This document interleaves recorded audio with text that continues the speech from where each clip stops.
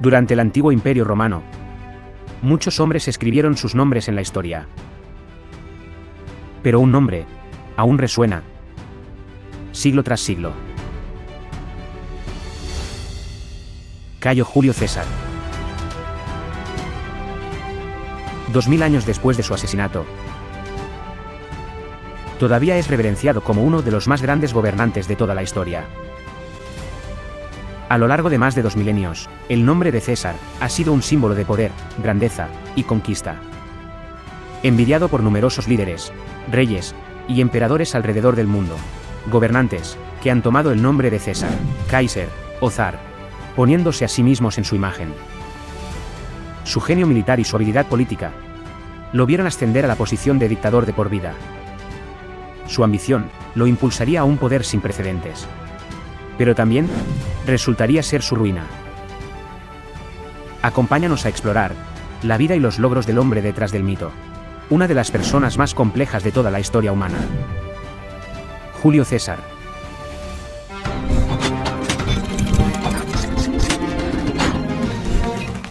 Antes de seguir adelante, te recuerdo que en nuestro canal tenemos una lista de reproducción, para la que te dejo un enlace aquí arriba, en la que podrás seguir uno a uno los episodios de nuestra serie Origen en orden cronológico, en los que te contamos todo sobre la historia de la humanidad. No te los pierdas. También les dejo un enlace aquí arriba a nuestro canal en inglés, where you will find the English version of this video. Y no olvides por favor suscribirte al canal, dejarnos un like y compartir el contenido, para que de esta forma nos ayudes a lograr que nuestro trabajo pueda llegar a mucha más gente. Gracias.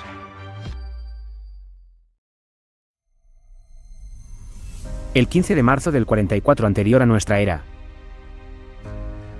el hombre más poderoso del mundo yacía sin vida en el piso del Senado romano. Cayo Julio César. Luego de haber sido declarado a sus 55 años como primer dictador vitalicio de Roma,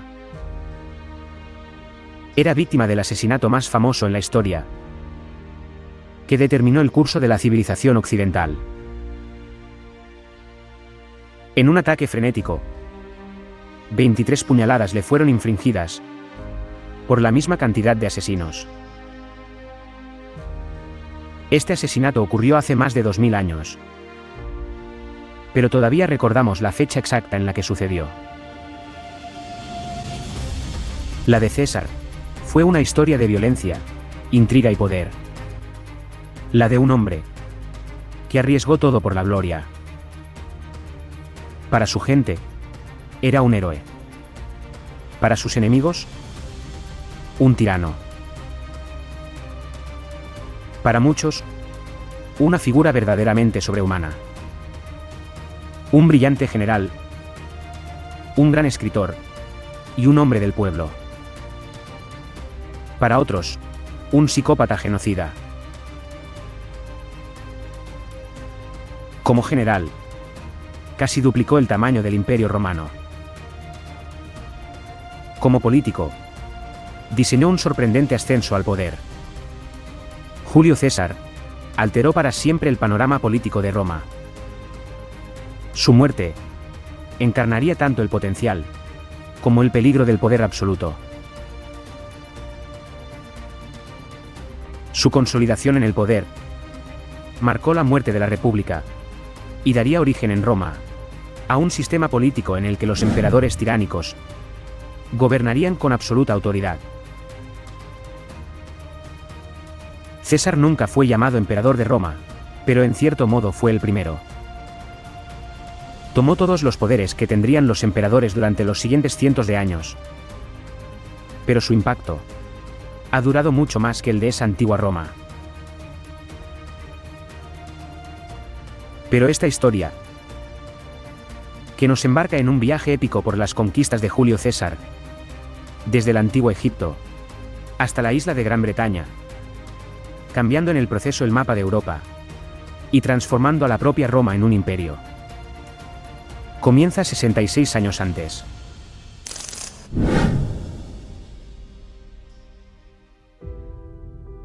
En el año 100 anterior a nuestra era, en pleno verano, un 13 de julio,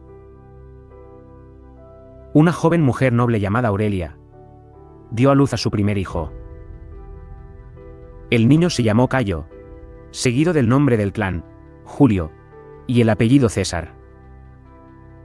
Nació en la ciudad de Subura, una ciudad asolada por el crimen y la suciedad. Pero César no era exactamente uno de los niños de la calle que deambulaban por los barrios marginales. Los aristocráticos césares tenían sus raíces entre los padres fundadores de Roma.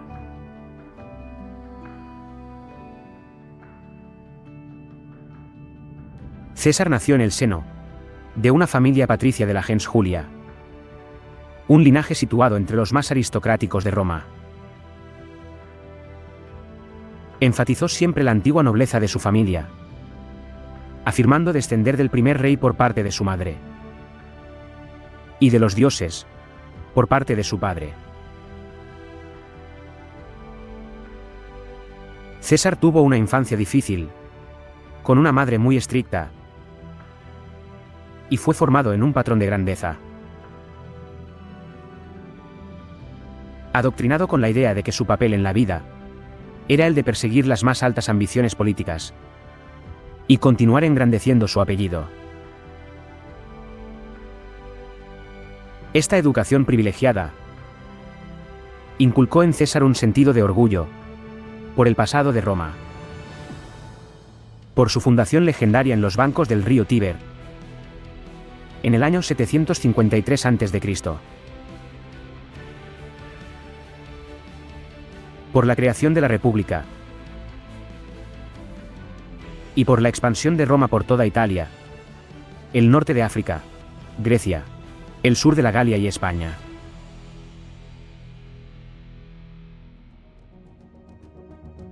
Roma estaba gobernada por familias patricias como la del joven César, quien pronto sería preparado para seguir los pasos de su padre, homónimo suyo. Su padre había sido senador de rango pretorio, pero luego se apartó de la política, tras un gobierno provincial en Asia. Su madre Aurelia era miembro de los Aurelios Cotas, una destacada familia de la nobleza plebeya. Varios miembros de esta familia dominaron la política romana a finales del siglo II anterior a nuestra era, y fue esta relación la que aprovecharía luego César en sus inicios políticos. La más decisiva sería la relación con Cayo Marius, esposo de su tía paterna, quien era líder del movimiento político de la facción popular, lo que supondría una notable ayuda para la futura progresión política de César.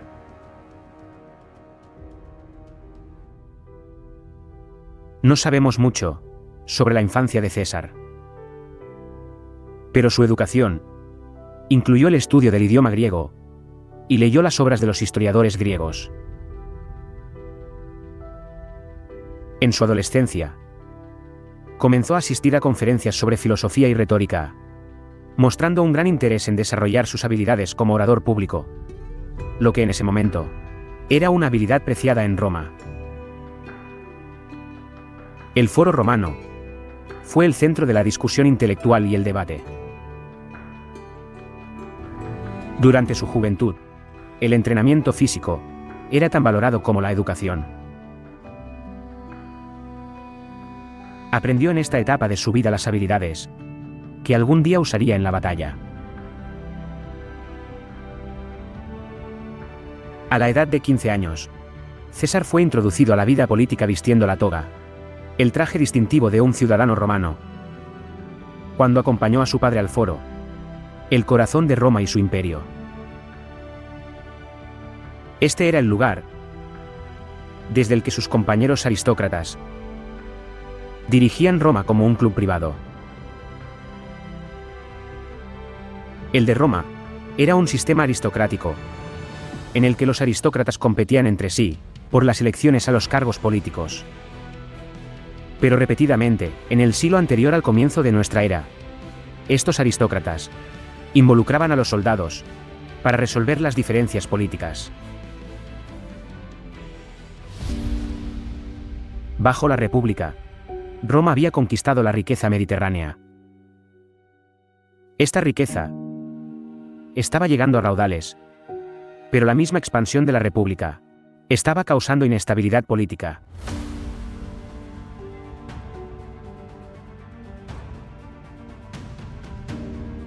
Al inicio del siglo, el Senado se había dividido en facciones enfrentadas. Del lado de Marius, se colocó firmemente toda la familia César.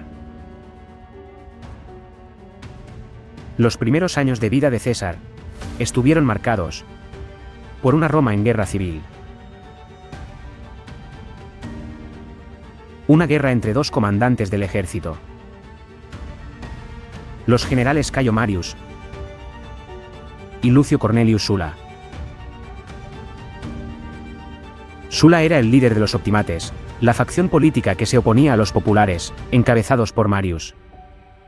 Los optimates buscaban mantener la supremacía senatorial ante las reformas populistas propugnadas por los populares. Cuando César tenía 15 años, su padre murió. Esto lo dejó solo. Se convirtió en cabeza de familia y tenía que trabajar muy duro para impulsar su corrupta carrera política. Todo esto se convirtió en un gran estímulo para su ambición. Pero la lucha de poder en Roma la haría caer en una anarquía.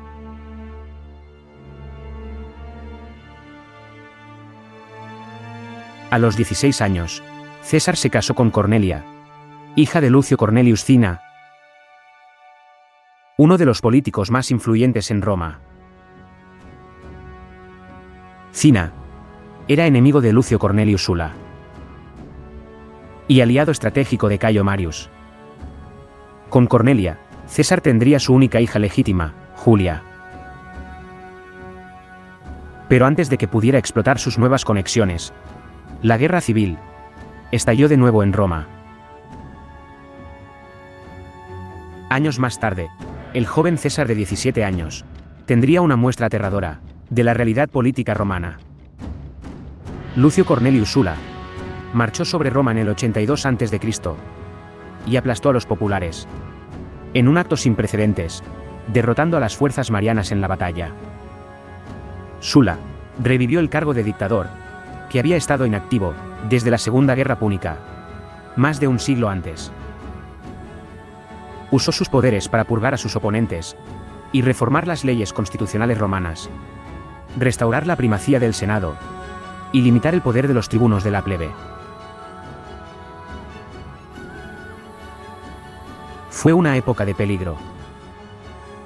La riqueza de César fue confiscada y su vida amenazada por la facción que había tomado el poder.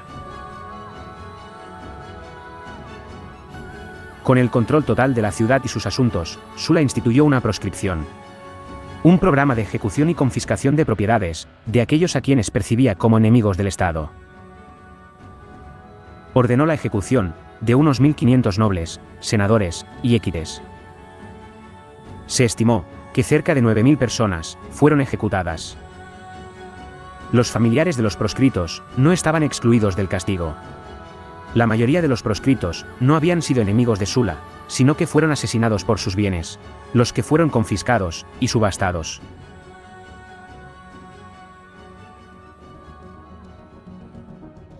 El joven César fue uno de aquellos a quienes Sula dirigió su atención después de regresar a Roma. Aunque César no había tomado parte en el gobierno de Marius y Cinna, y no había hecho nada para oponerse al regreso de Sula, la tía de César era la esposa de Marius. Marius y Cinna habían designado al joven César para un sacerdocio importante. Sula consideró a César como un rival potencial. Lo proscribió, lo que significaba que había quedado marcado para ser ejecutado.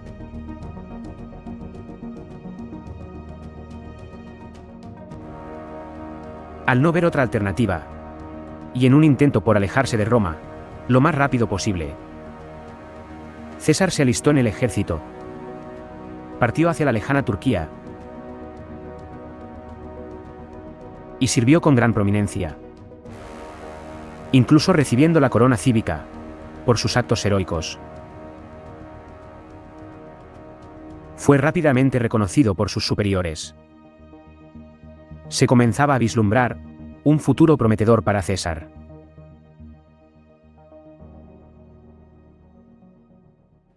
César pasó 4 años en campaña en Asia Menor, ganando elogios por su valentía. Para entonces, la situación política en Roma había cambiado. En el 78 anterior a nuestra era, el joven Julio César recibía la noticia de que Cornelius Sula había muerto repentinamente.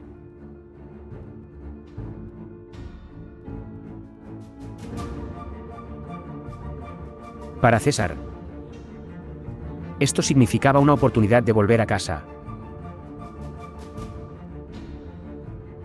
Después de cumplir con su contrato en el ejército, el adolescente que había ido a la guerra regresó como un hombre listo para una campaña nueva, pero muy diferente.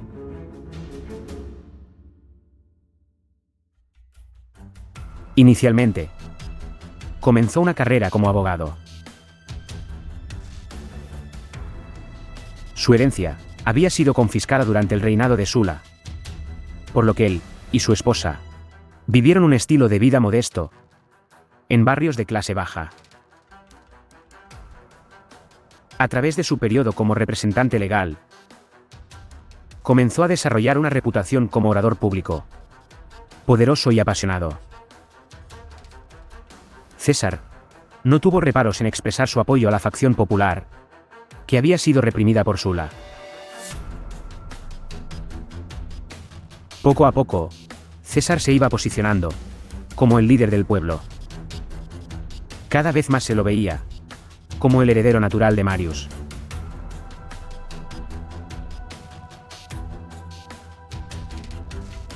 El arte de hablar en público era vital para un joven aspirante a político, por lo que César, en el año 73 a.C., navegó hacia el este,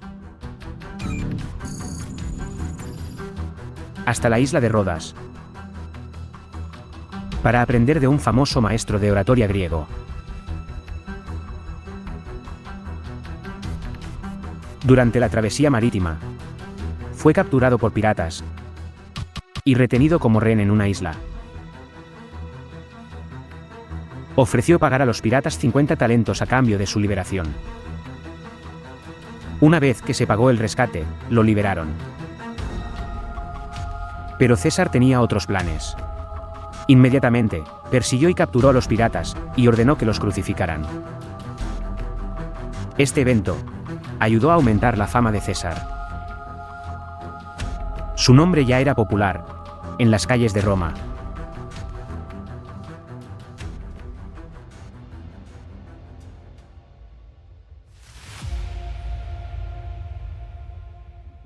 A su regreso a Roma, durante ese mismo año, en el 73 a.C., sería testigo del comienzo de la Tercera Guerra Servil, también llamada por Plutarco, la Guerra de los Gladiadores. Fue la última de una serie de revueltas de esclavos sin éxito contra la República Romana, conocidas en su conjunto como las Guerras Serviles. La Tercera Guerra Servil fue la única que consiguió plantear una amenaza seria al núcleo de Roma y a Italia entera. Fue doblemente alarmante para el pueblo romano, por los continuos éxitos de la creciente banda de esclavos rebeldes contra el ejército romano, entre el 73 y el 71 a.C. Originalmente, se trataba de un pequeño cuadro de unos 70 gladiadores fugados, que creció hasta convertirse en una banda de 120.000 hombres, mujeres y niños. Deambularon por toda Italia, asaltándola con relativa impunidad.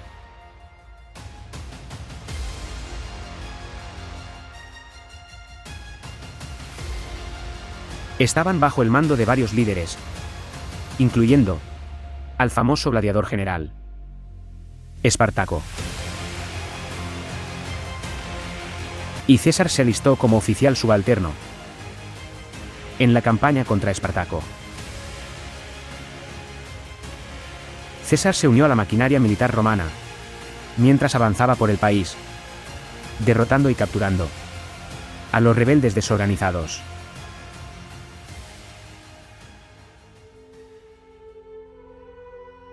No hubo piedad en absoluto para este asalto al orden establecido. A lo largo de la Vía Apia, 6.000 prisioneros de la revuelta de Espartaco fueron crucificados. Cualquiera que viajara al norte, de Nápoles a Roma, recorrería las últimas millas en medio de gritos y del hedor de los torturados y los moribundos. La revuelta fue aplastada finalmente en el 71 a.C. por la operación militar concentrada de los comandantes Pompeyo, Craso y Lúculo.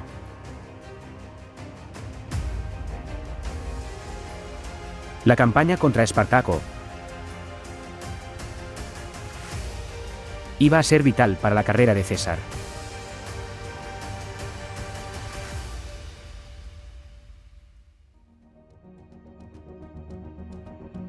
César, como la mayoría de sus contemporáneos, quería llegar a la cima y convertirse en cónsul.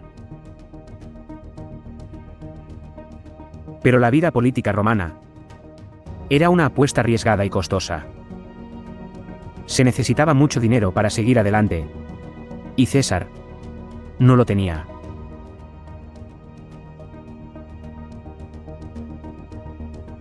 Los senadores pagaban sus campañas políticas de su propio bolsillo.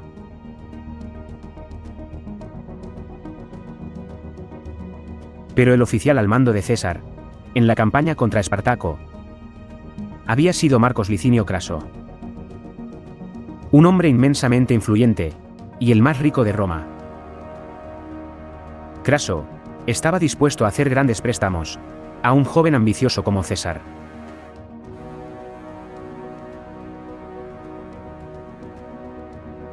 César se puso a toda marcha, y a medida que ascendía por la escalera política, hizo todo en exceso. En el año 69 a.C., el destino le daría un duro golpe.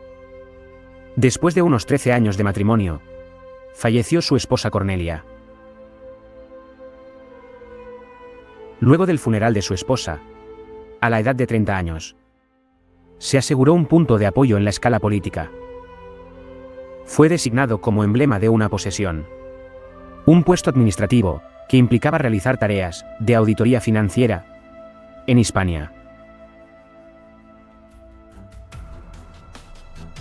En ese momento, a través de una combinación de conquistas y alianzas, el poder de Roma se extendía a través de los territorios actuales de Italia, hasta el norte de África, el Medio Oriente, el sur de Francia y la mayor parte de España.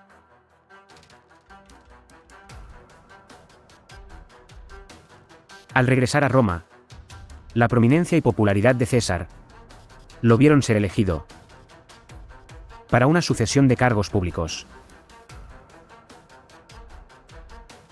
Su puesto en Hispania le otorgaba entrada automática y de por vida al Senado.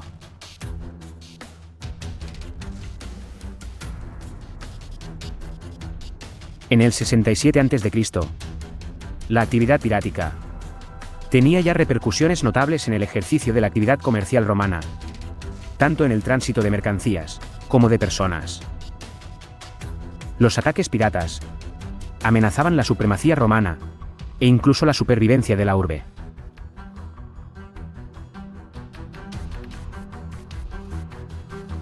En este escenario, las autoridades de Roma se enfrentaban tanto a la perspectiva del hambre en la población, así como a los probables disturbios callejeros provocados por la misma.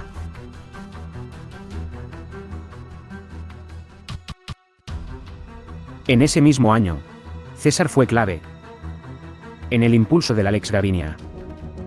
El plebiscito Lex Gabinia, propuesto en el 67 a.C. por el tribuno de la plebe Aulo Gabinio, uno de los más íntimos amigos de Pompeyo, otorgaba poderes de imperium proconsular a quien fuera designado en el cargo durante 3 años, en todos los territorios del Mediterráneo y el Mar Negro, con el objetivo de acabar con los ataques piratas. El plebiscito no señalaba quién debería ser el líder de la campaña, pero era obvio que si se aprobaba, sería nombrado Pompeyo por aclamación popular. Como así ocurrió. Pompeyo se convirtió así, por el nivel de autoridad conferido, en el primer emperador romano. Es conocida la oposición de gran parte del Senado a esta designación, siendo Julio César uno de los pocos a favor de ese nombramiento. Pero César no lo hacía para favorecer a Pompeyo. Aprobar esta lex significaba, en principio, la ausencia de Roma por 3 años, de un importante adversario, que quizá hubiera impedido sus actividades posteriores. Además, con ello, se acercaba al pueblo, muy partidario de Pompeyo. Pero a pesar de sus avances en la política hasta ese momento, César todavía no era aceptado por la élite. Por este motivo, adoptó una estrategia audaz y se volvió hacia los pobres urbanos. Hacía campaña en los barrios bajos de Roma. La vida de la gente pobre de Roma era terriblemente sucia y corta.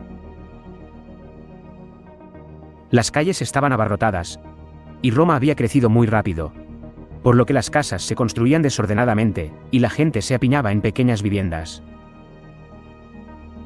Las calles estaban sucias y atestadas, llenas de pestilencia y enfermedades.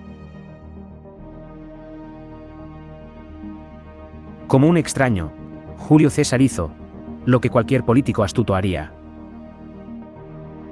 Encontró una base de poder diferente. Ignoró a la aristocracia y optó por los pobres urbanos. Preparado para hacer lo que pocos otros aristócratas harían. Caminó por las calles, estrechando la mano de la gente común. Y se mostró perfectamente listo para servir y halagar a todos.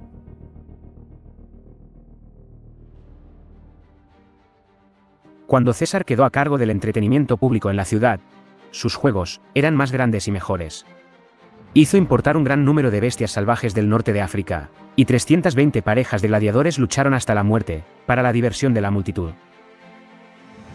Cuando tenía un trabajo manteniendo la Vía Apia, gastaba una fortuna en reparaciones.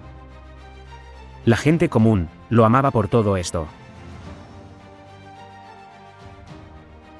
Era un político popular, que no tenía un apoyo sólido en el Senado, por lo que recurría a la gente. Se llenaron los días y las noches, con los tratos que se cerraban en la privacidad de la casa de César.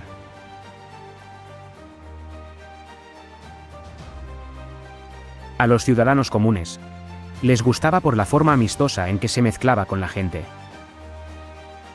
Todo esto lo hizo políticamente cada vez más importante. Además de los gastos legítimos, César también tenía que comprar votos en cada elección. Pero cada trabajo de César también significaba un nuevo avance de Craso.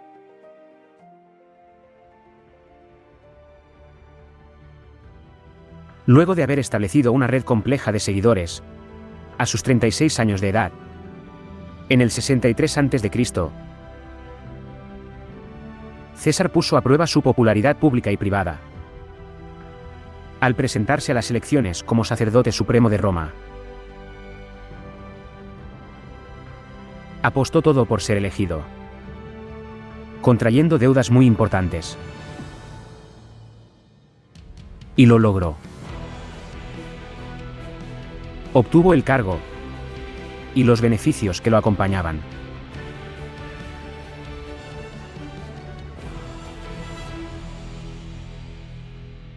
En el año 62 a.C., cuando Pompeyo regresó triunfalmente a Roma, parecía inimaginable que pudiera haber alguien que compitiera con él.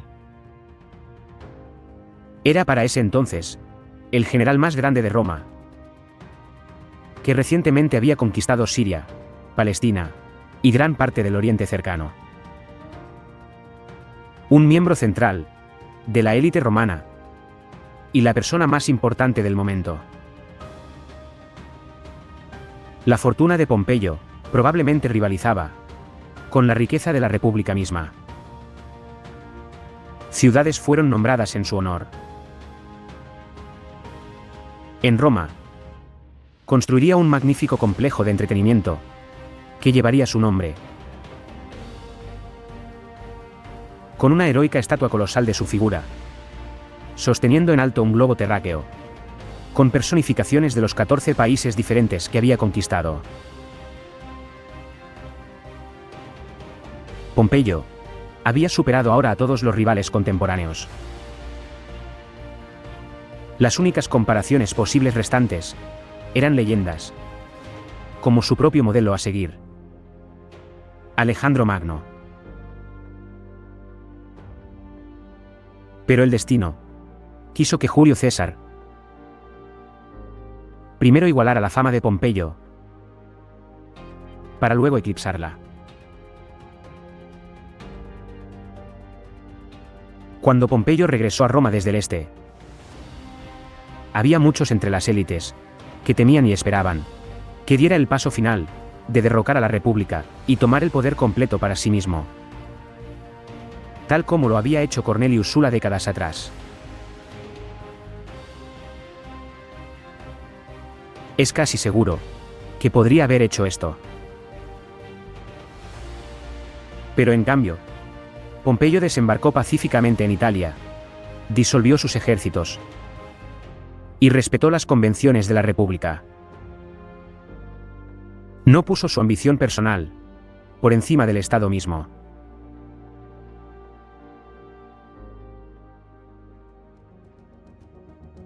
Por otro lado, César todavía estaba decidido a convertirse en cónsul, y buscó una alianza política para lograrlo. Esta alianza la cerró con Licinio Craso y con Pompeyo. Los tres forjaron un pacto para cimentar el trato. Se formaba el primer triunvirato.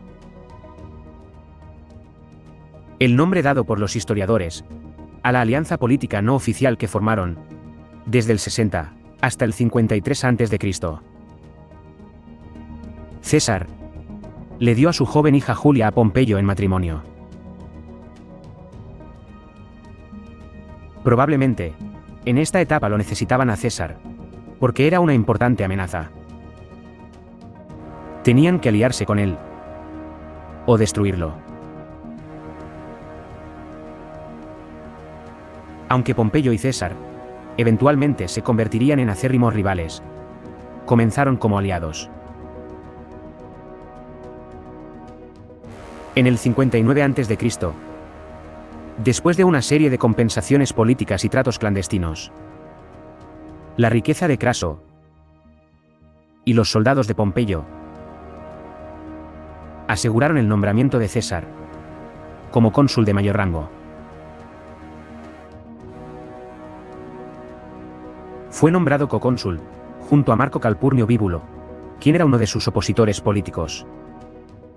Sin embargo, César inmediatamente procedió a ignorar a su colega, asumiendo todo el poder y tomando medidas unilateralmente que estaban orientadas a congraciarse con el pueblo. Esto convirtió a César en uno de los principales agentes de poder en Roma.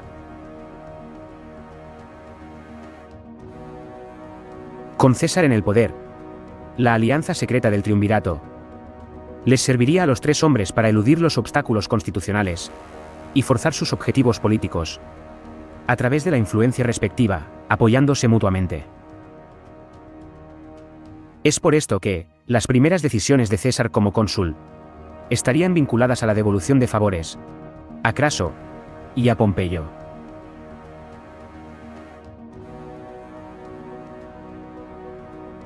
Usando métodos de intimidación brutal contra los miembros del Senado, César aseguró la aprobación de la ley agraria, que ayudó a reubicar a los veteranos de Pompeyo, y recortes de impuestos para Craso. El triunvirato se volvió extremadamente poderoso, hasta el punto de poder lograr que cualquier cosa que se propusieran tuviera la aprobación del Senado, con poco o ningún debate.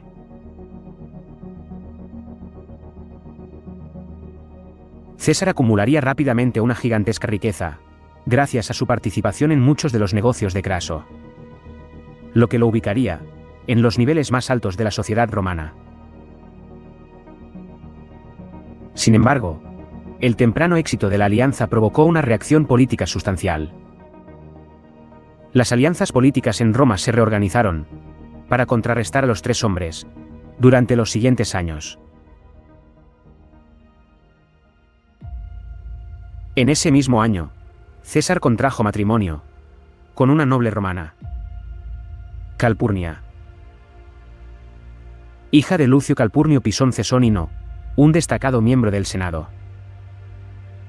Esto fue parte de la política matrimonial del primer triunvirato.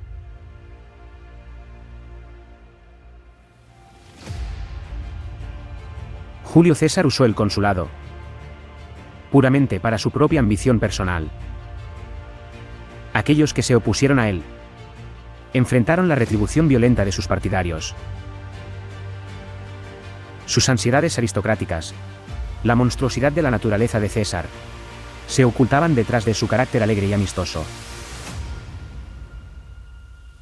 César ignoró por completo las tradiciones, el decoro y las sutilezas de llevarse bien con sus compañeros políticos. Y con este cargo político, llegó un gran comando militar. Durante su periodo consular, César llevó el Imperio Romano más allá de los límites del mundo habitado. Conquistó más pueblos extranjeros que cualquier otro general hasta ese momento.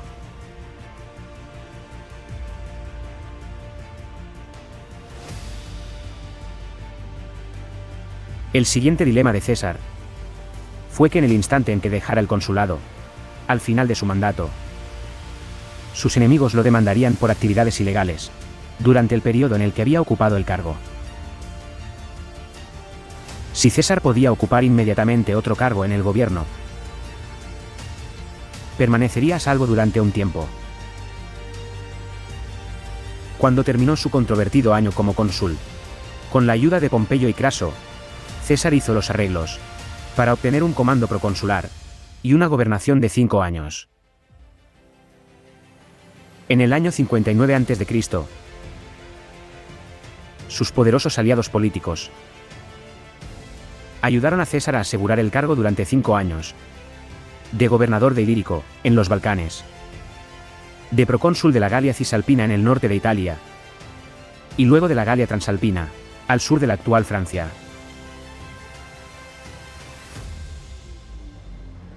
Esta designación vino acompañada por una modesta asignación de 4 legiones. En ese momento, pocos podrían haber adivinado que el modesto comando de César, un remanso aparentemente somnoliento, terminaría involucrado en una década de guerra constante a una escala colosal, que le daría a César la reputación de ser uno de los generales más grandes de toda la historia.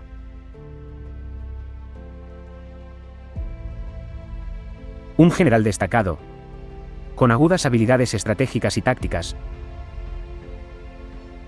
así como un líder inspirador.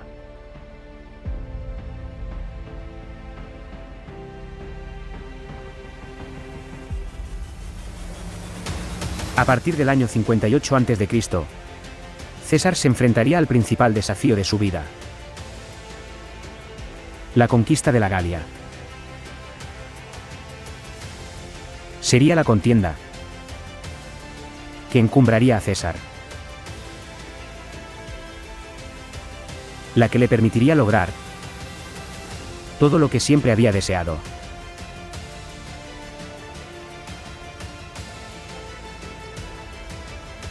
A partir de este evento crucial en la historia de Roma, se terminaría de convertir en el personaje más admirado y temido entre los romanos. Su éxito generaría el rechazo de la élite romana hacia su figura, siendo declarado eventualmente enemigo de la República, lo que motivaría a César a marchar hacia Roma con sus legiones, cruzar el Rubicón y desatar así la Segunda Guerra Civil en la historia de la República Romana. Este evento le permitiría a César lograr su ascenso definitivo al poder absoluto como dictador romano. Además quedaría envuelto en la guerra civil del reino tolemaico en Egipto por la posesión del trono faraónico, tras el enfrentamiento entre Cleopatra VII y Ptolomeo XIII.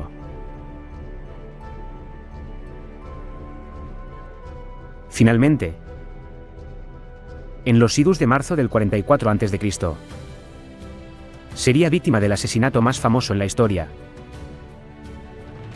que marcaría la muerte de la República y daría origen en Roma a un sistema político en el que los emperadores tiránicos gobernarían con absoluta autoridad. Y toda esta apasionante etapa de la historia romana la vamos a explorar en el próximo episodio de nuestra miniserie sobre Roma, la segunda y última parte del documental sobre la historia de Cayo Julio César. Una figura cuyo nombre, 2000 años después, sigue resonando en cada rincón del planeta, convirtiéndose en sinónimo de grandeza y liderazgo visionario. Sin duda, fue una de las personalidades verdaderamente épicas de la historia. Sus escritos, sus discursos, su legado político y militar, perduran en el tiempo, y aún nos siguen enseñando valiosas lecciones. Gracias amigos, por acompañarnos hasta aquí. Seguiremos publicando nuevos episodios de nuestra miniserie sobre Roma, en los que nos adentraremos en el surgimiento del Imperio Romano, su apogeo, su posterior subdivisión y su final.